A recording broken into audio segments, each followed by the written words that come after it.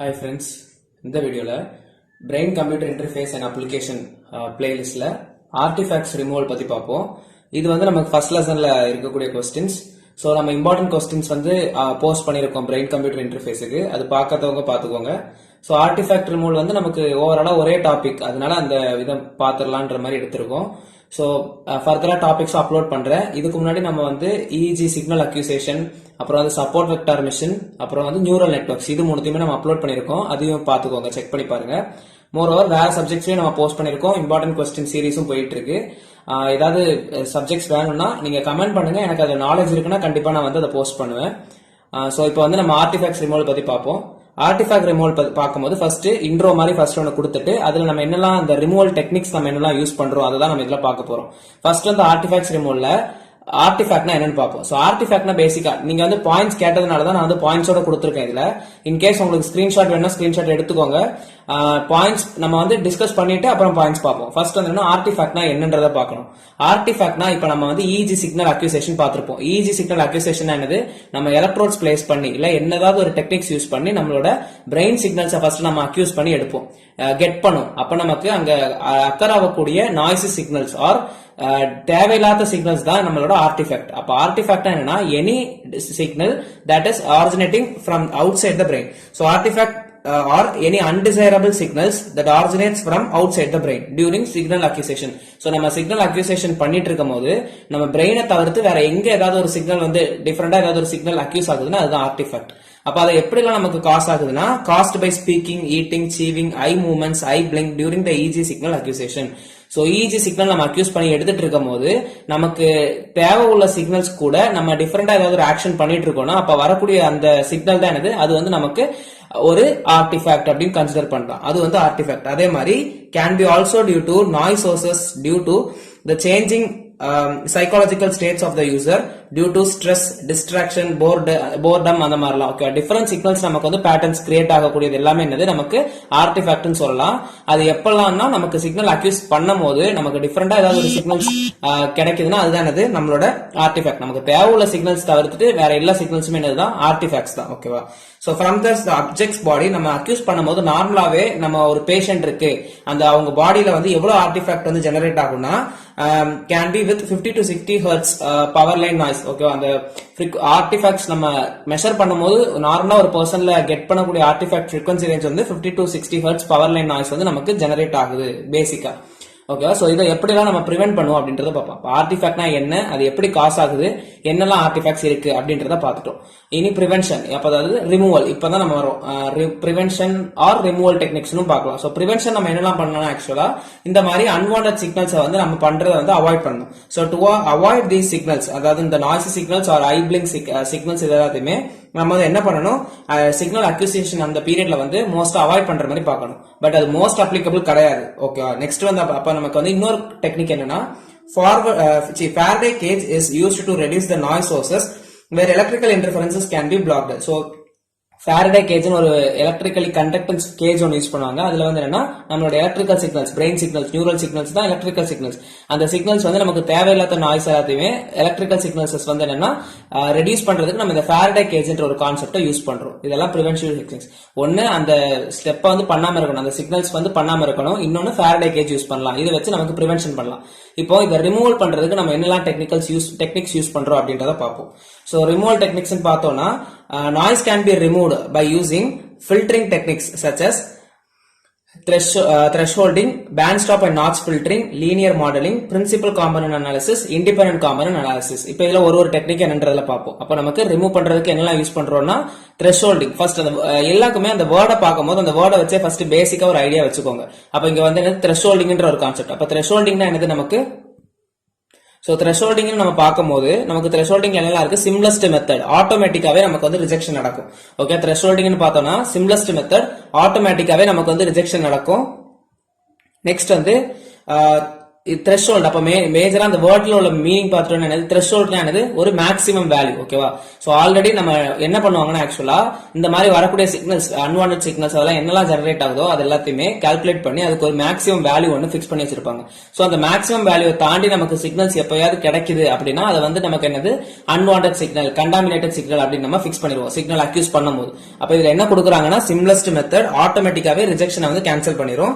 A predetermined value as threshold value is created and fixed, and when the signal strength exceeds, then the signal is considered as the contaminated signal. ஒரு fixed value வச்சுட்டு அந்த threshold consider பண்ணுவோம். அதை base பண்ணி values increase ஆச்சுன்னா அது வந்து என்னது, நமக்கு contaminated signal or artifacts அப்படின்னு நமக்கு சொல்லலாம். Threshold is calculated or created using a trained signals. அதாவது நமக்கு ஆல்ரெடி கெட் பண்ணக்கூடிய சிக்னல்ஸ், predetermined signals, இந்த எலக்ட்ரிக்கல் சிக்னல்ஸ் என்னெல்லாம் நமக்கு ஐ பிளிங்னால வரக்கூடியது, ஐ மூவ்மெண்ட்ஸ், அப்புறம் வந்து டிஃபரெண்டா என்னெல்லாம் சிக்னல்ஸ் கிடைக்குதோ அது எல்லாத்தையுமே நல்லா ட்ரெயின் பண்ணி நல்லா அனலைஸ் பண்ணிட்டு ஒரு threshold வேல்யூ நம்ம ஃபிக்ஸ் பண்றோம் அப்படின்ற மாதிரி. சோ இதுல லிமிடேஷன், இந்த thresholding வழியா எல்லா டைப்ஸ் ஆஃப் ஆர்டிஃபேக்ட்டுமே ரிமூவ் பண்ண முடியுமான்னு கேட்டா அது ஒரு கொஸ்டின் மார்க் தான். அப்ப all types of artifacts can be removed by the thresholding technique. This technique, இதுதான் thresholdingல உள்ள கான்செப்ட்ஸ். ஓகே, thresholdingனா என்ன, thresholdingல நமக்கு என்னெல்லாம் ரிமூவ் பண்ண முடியும், அதோட லிமிடேஷன் என்ன அப்படின்றத பார்த்துட்டோம். இனி செகண்ட் டைப் என்னன்னா band stop filtering. So band stop filtering, band ஸ்டாப்ல ஒரு பேண்ட் ஸ்டாப் ஃபில்டரிங்னா அந்த வேர்ட்லயே ஃபர்ஸ்ட் அதே மாதிரி நமக்கு மீனிங் தெரிஞ்சிருக்கணும். பேண்ட் ஸ்டாப் ஃபில்டரிங், அப்ப பேண்ட்னா frequency bands, அதுல certain amount of band வந்து அலோ பண்ணும், certain band of frequency வந்து அலோ பண்ணாது. அதுதான் என்னதுன்னா பேண்ட் ஸ்டாப் ஃபில்டரிங். அப்ப என்னது, in band stop filtering the components of a signal in a specific frequency band is compressed or attenuated and then passes the rest of the components of a signal. So ஒரு signal எடுக்கிறோம்னா அந்த சிக்னல்ல certain frequency bands இருக்கக்கூடியது, அதாவது நம்ம ஒரு fix frequency bands எடுக்கிறோம்னா அதுதான் நம்மளோட required சிக்னலுக்குள்ள frequency band. அந்த frequency bandல இருக்கக்கூடிய சிக்னல்ஸை மட்டும் அலோ பண்ணும். பேலன்ஸ் சிக்னல்ஸ் நம்மளோட ஆர்டிஃபேக்ட் வந்து என்ன பண்ணிடும், அட்டினுவேட் பண்ணிடும். அட்டினுவேட்னா சிக்னல் ஸ்ட்ரென்த் வந்து குறைச்சு விட்டுரும். அப்ப அது வந்து அப்படியே டிஸப்பியர் ஆயிடும். சோ அதுதான் என்னன்னா பேண்ட் ஸ்டாப் ஃபில்டரிங். பேண்ட்னா frequency band, certain band இருக்கக்கூடிய frequency அலோ பண்ணும், பேலன்ஸ் அலோ பண்ணாது. Here firstly transforming the signal to frequency. So நமக்கு frequency bandsல வந்து first convert பண்ணணும். So நமக்கு frequency bandல எந்த bandsல allow பண்ணுது, எந்த bandல allow பண்ணாதுன்றதை நம்ம மாடல் ட்ரெயின் பண்ணணும்னா நம்ம first என்ன பண்ணணும், நம்மளோட டேட்டாவை வந்து என்னது, ரியல் டைம் டேட்டாவை நமக்கு வந்து with respect to time frequency டொமைனுக்கு மாத்தணும். யூசிங் FFT ஃபர்ஸ்ட் நம்ம இதை என்னதுக்கு மாத்திப்போம்னா frequency டொமைன்ல மாத்திடுவோம். frequency டொமைன்ல மாத்தினதுக்கு அப்புறம் ஃபில்டரிங் பண்ணிடுவோம். ஃபில்டரிங் ப்ராசஸ் நடக்கும். திரும்ப நமக்கு வந்து அதை கெட் பண்ணும்போது என்னது, இன்வர்ஸ் FFT யூஸ் பண்ணி நம்மளோட டைம் டொமைனுக்கே நம்ம வந்து டேட்டாவை மாத்திக்கலாம். சோ டைம் டொமைன்ல இருந்து frequency டொமைனுக்கு மாத்திரம் யூசிங் FFT. நெக்ஸ்ட் வந்து ஃபில்டரிங் பண்ணதுக்கு அப்புறம் நம்ம என்ன பண்ணுவோம், திரும்ப அதை வித் ரெஸ்பெக்ட் டு டைம் டொமைனுக்கு யூசிங் இன்வர்ஸ் FFT நமக்கு அப்ளை பண்ணா கிடைச்சிரும் அப்படின்ற மாதிரி. So commonly used band stop filter தான் என்னது, இந்த நாட்ச் ஃபில்டர். அப்ப பேண்ட் ஸ்டாப் அண்ட் நாட்ச் ஃபில்டர்னு பார்க்கும்போது நாட்ச் ஃபில்டர் என்னது, it is commonly used band stop ஃபில்டரிங்ல உள்ள ஒரு டைப். அது frequency ரேஞ்ச் வந்து என்னன்னா 59 to 61 Hz. சோ அந்த frequency ரேஞ்ச்ல இருக்கக்கூடிய சிக்னல்ஸ் வந்து என்னன்னா நமக்கு கன்சிடர் பண்ணிட்டு அதுல ஏதாவது நாய்ஸ் சிக்னல்ஸ் இருக்குதுன்னா அதை வந்து அட்டினேட் பண்ணி விட்டுரும். இந்த சிக்னல்ஸ்ல இருக்கக்கூடிய ஸ்ட்ரென்த் மட்டும் தான் அது வந்து என்ன பண்ணும், அலோ பண்ணும். அப்ப அது மாதிரி அதுக்கு வந்து என்னது, for filtering out 60 Hz power band noise filter. So 60 Hz power band noise filter artifact, அதாவது அந்த 60 Hzல இருக்கக்கூடிய சிக்னல்ஸ் இருக்குன்னா அது அலோ பண்ணும். அதுக்கு எக்ஸீட் ஆகுது இல்ல அந்த frequency bandsல நமக்கு ரேஞ்ச் இல்லன்னா அதை வந்து என்ன பண்ணிரும், அந்த ஆர்டிஃபேக்டை ரிமூவ் பண்ணிரும். நெக்ஸ்ட் வந்து low power filters are also recommended. So low power filters, low pass filters கூட நம்ம இதுல வந்து இந்த பேண்ட் ஸ்டாப் ஃபில்டரிங்ல யூஸ் பண்ணலாம். லிமிடேஷன்ஸ் பார்த்தோம்னா removes artifacts when the band stop filter under the desired filter bands. அதாவது நமக்கு வந்து certain signals வந்து நம்மளோட ரிக்வயர்ட் பேண்ட்லயும் இருக்கலாம், இல்ல நமக்கு இப்போ ஒரு சிக்னல் கிடைக்கணும் அது வந்து certain frequency bandல இருக்கலாம், அந்த frequency bandல இல்லாமலும் இருக்கலாம். அப்படிதானே, நமக்கு வந்து இப்போ பிரெயின் சிக்னல்ஸ்ல வந்து இப்போ வந்து விஷன் சிக்னல் கிடைக்கணும் அப்படின்ற மாதிரி இருக்கு. ஒரு சர்டன் ஃப்ரீக்வன்சி ஒரு சிக்னல் இருக்கு, அதுல வந்து விஷன் சிக்னல்ஸுக்கு வந்து நம்ம ஒரு ஃப்ரீக்வன்சி பேண்ட் இருக்குன்னு வச்சுக்கிட்டோம்னா அந்த ஃப்ரீக்வன்சி பேண்டுக்குள்ள நமக்கு இருந்தா மட்டும்தான், அதாவது நமக்கு யூஸ்ஃபுல் சிக்னல் சிலப்ப கிடைக்கலாம், கிடைக்காம போகலாம். அதுதான் removes artifacts when the band frequency falls under the desired filter band. ஓகேவா. Next useful components of the frequency bands could be removed occasionally. அதாவது இதுதான் நான் சொன்னது, நமக்கு தேவையுள்ள சிக்னல்ஸ் வந்து ஆர்டிஃபேக்ட் பேண்டுக்குள்ள இருக்குதுன்னா அதுல கிடைக்காது. இப்ப இதுலயே பாத்துட்டோம்னா இந்த பேண்டுக்குள்ள இருக்க சிக்னல்ஸை மட்டும் தான் நமக்கு வந்து என்ன பண்ண முடியும், ஃபில்டர் பண்ணி எடுக்க முடியும். அது தவிர்த்தும் நமக்கு வந்து டிஃபரெண்டா ஏதாவது ஒரு நீடட் சிக்னல் இருக்கு, ஆனா நமக்கு வந்து அதை ஃபில்டர் பண்ணி எடுக்க முடியாது. ஏன்னா நமக்கு ஒரு ஃபில்டருக்குள்ள ஃப்ரீக்வன்சி பேண்ட்ஸ்ல இருந்து மட்டும் தான் நமக்கு அதை வந்து ஃபில்டர் பண்ண முடியும். அதுதான் இந்த பேண்ட் ஸ்டாப் ஃபில்டர். பேசிக்கா பார்த்தோம்னா certain bands of frequency allow பண்ணும், சிக்னல்ஸ் அந்த பேலன்ஸ் இருக்கக்கூடியது வந்து அட்டினுவேட் பண்ணி விட்டுரும். இதுதான் பேண்ட் ஸ்டாப் அண்ட் நாட்ச் ஃபில்டரிங். நெக்ஸ்ட் டைப் நம்ம என்ன பாக்குறோம்னா நம்மளோட லீனியர் மாடலிங். அப்ப லீனியர் மாடலிங்னு பாத்துட்டோம்னா இது பேசிக் சிம்பிள் ஐடியா. லீனியர் மாடலிங்னா என்னன்னா நமக்கு வந்து simple way effect is assumed to be additive over the recorded signal. So recorded signal இருக்கக்கூடிய effect எப்படி இருக்கும்னா additive property யூஸ் பண்றோம் அப்படின்ற மாதிரி ஒரு மாடல் நம்ம கிரியேட் பண்றோம். அந்த மாடல்ல நம்ம பிரெயின் சிக்னல்ஸ் என்னவா கன்வெர்ட் பண்றோம்னா ஒரு additive property-யா கன்வெர்ட் பண்றோம். அதாவது பேசிக் ஒரு எக்ஸாம்பிள் பார்த்தோம்னா புரிஞ்சிடும். நம்ம வந்து EEG சிக்னல் ஒன்னு வந்து with respect to அதாவது நம்ம எக்ஸாம்பிள் பார்த்துட்டோம்னா புரிஞ்சிடும். எக்ஸாம்பிள் வந்து என்ன EEG சிக்னல் நம்ம எடுக்கிறோம். ஓகேவா? இப்போ EEG சிக்னல்ஸ் நம்ம எடுத்துருக்கோம். ஒரு சிக்னல் அக்யூஸ் பண்ணி எடுக்கிறோம் EEG சிக்னல் எலக்ட்ரோஎன்செஃபாலோகிராம். சோ அந்த சிக்னல்ஸ் எடுக்கும் போது வித் ரெஸ்பெக்ட் டு அதாவது is the signal recorded from electrode I at time T. ஒரு எலக்ட்ரோட்ல இருந்து நம்ம சிக்னல் வந்து வித் ரெஸ்பெக்ட் டு டைம் டி-ல வந்து நம்ம மெஷர் பண்ணி எடுக்கிறோம். அதுதான் EEG சிக்னல் நம்ம ஒன்று எடுத்திருக்கோம். இப்போ இதை நம்ம இந்த லீனியர் மாடலிங் பண்ணும்போது எப்படி மாத்துறோம்னா model will be as EEG I of t. அதாவது நம்ம இந்த with respect to electrode I அந்த எலக்ட்ரோட்ல வித் ரெஸ்பெக்ட் டு டைம் டி-ல நம்ம ஒரு EEG சிக்னலை வந்து கெட் பண்றோம்னா அந்த EEG சிக்னல் எப்படிலாம் இருக்கலாம், நமக்கு ரிக்வயர்டான சிக்னல் இருக்கலாம், ஒரு நாய்ஸ் இருக்கு அப்படின்ற மாதிரி கன்சிடர் பண்றோம். சோ இது வந்து EEG அந்த எலக்ட்ரோட்ல இருந்து கிடைக்கக்கூடியது வித் ரெஸ்பெக்ட் டு டைம். அதாவது ட்ரூனா நமக்கு தேவை உள்ள சிக்னல், அது நம்மளோட ட்ரூ சிக்னல் வித் அதாவது மாடலிங் பண்றோம். நம்ம இங்க எப்படி பண்ணுவோம் லீனியர் மாடலிங்ல with respect to additive property of ஒரு கான்ஸ்டன்ட் இன்டு நமக்கு தேவையில்லாத சிக்னல். EOG சிக்னல்னா விஷன் சிக்னல், ஆக்சிபிட்டல் லோப்ல இருந்து ஜெனரேட் ஆகக்கூடிய சிக்னல், எலக்ட்ரோ ஆக்குலரி கிராஃப்னு நினைக்கிறேன். அது வந்து என்னன்னா நமக்கு விஷன் சிக்னல்ஸ். ஓகேவா? அப்ப நமக்கு தேவையுள்ள சிக்னல் ஒரு சிக்னல் இருக்கலாம், தேவையில்லாத signal with respect to some constant value additive ப்ராப்பர்ட்டியா நம்ம எடுக்கிறோம். அதுதான் லீனியர் மாடலிங். ஒரு மாடல் நம்ம கிரியேட் பண்ணிருக்கோம். ஓகேவா? அப்படின்னு நம்ம அசியூம் பண்ணுவோம். அதுதான்.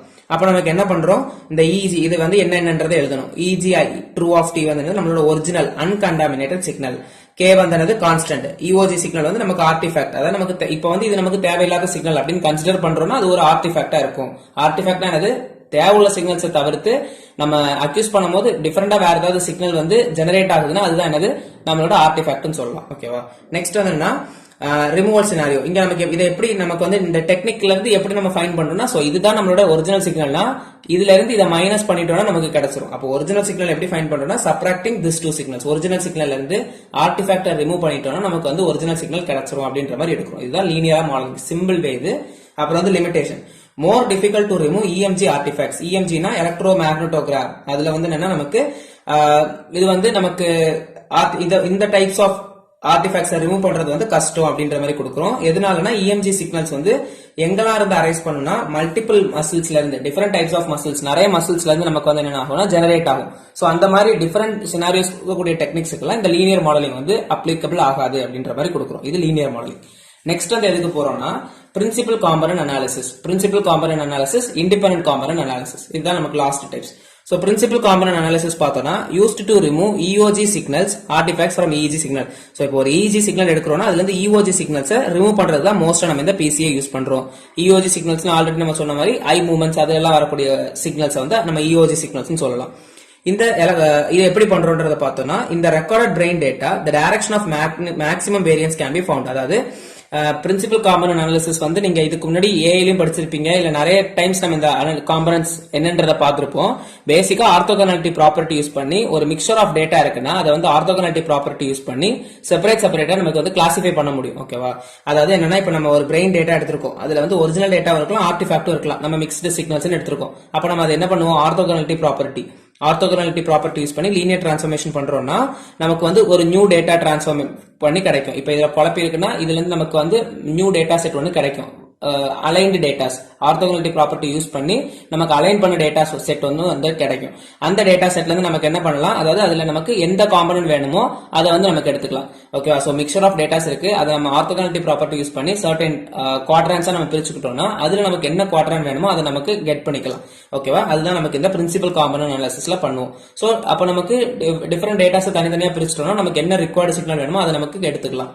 So used to reduce the dimensionality of the data sets. ஓகேவா? டைமென்ஷனாலிட்டி நமக்கு குறைக்க முடியும். 3D காம்பனன்ட்ஸ் 2D நமக்கு அசியூம் பண்ணி கெட் பண்ணி எடுக்க முடியும். டைமென்ஷனாலிட்டியை குறைக்கும். நெக்ஸ்ட் வந்து இண்டிபெண்டன்ட் காம்பனன்ட் அனாலிசிஸ். இதான் last type of filtering techniques. So இந்த ஃபில்டரிங் டெக்னிக்ல என்ன பண்ணுவோம்னா it overcomes the disadvantages of principal component analysis. Principal component அனாலிசிஸ்ல சர்டன் டிஸ்அட்வான்டேஜஸ் இருக்கும். அப்ப அதெல்லாம் ஓவர் கம் பண்ணி தான் நம்ம இந்த இண்டிபெண்டன்ட் காம்பனன்ட், அதாவது it is the extended version of principal component analysis. இதுல என்ன பண்றோம்னா அதாவது நம்ம இந்த பிரின்சிபல் காம்பனன்ட் அனாலிசிஸ்ல என்ன பண்ணுவோம்னா கோரிலேஷன் பண்ணுவோம். கோரிலேஷன் டிஸ்அட்வான்டேஜஸ் வரும். அந்த காரிலேஷன் டிஸ்அட்வான்டேஜஸ் இது ஓவர் கம் பண்ணிடும். இங்க ஏன் நம்மனா காரிலேஷன் நம்ம இங்க நடக்காது. எதனாலனா நம்ம இங்க வந்து ஸ்டாட்டிஸ்டிக்கல் இண்டிபெண்டன்ட் ப்ராப்பர்ட்டியை யூஸ் பண்ணுவோம். சோ இண்டிபெண்டன்ஸா லைக் எப்படின்னா ஒரு சிக்னல் எடுத்து அந்த சிக்னலை வந்து என்ன பண்ணுவாங்கன்னா காம்பனண்டா பிரிச்சிருவாங்க. ஓகேவா?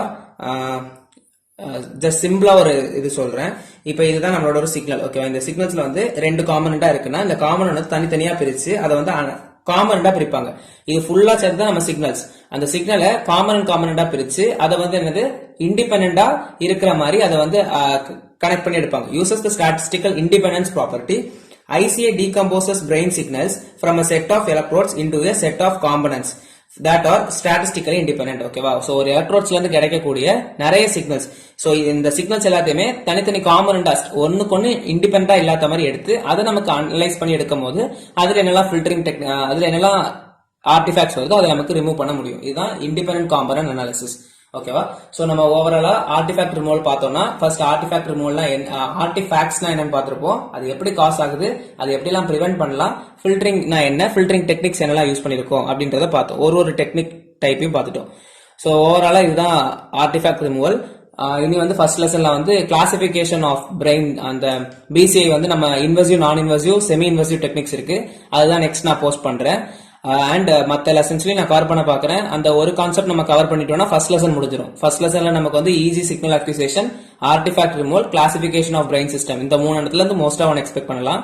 மோஸ்டா classification of brain signal or EEG அந்த சிக்னல் அக்யூசேஷன் வந்து எக்ஸ்பெக்ட் பண்ணலாம். ஓகேவா? சோ பிடிச்சிருந்துச்சுன்னா லைக் பண்ணுங்க, ஷேர் பண்ணுங்க, ஃப்ரெண்ட்ஸுக்கும் ஷேர் பண்ணி விடுங்க, சப்ஸ்கிரைப் பண்ணிக்கோங்க. அண்ட் வேற ஏதாவது டாபிக் ஸ்பெசிஃபிக்கா BCIல வேணும், இந்த டாபிக்ஸ் ஃபர்ஸ்ட் போடுங்க அப்படின்ற மாதிரி இருந்துச்சுன்னா அதை ஃபர்ஸ்ட் சஜஷன் பண்ணுங்க. அதை பார்த்துட்டு நெக்ஸ்ட் டாபிக் நான் போஸ்ட் பண்றேன். Okay, so thank you.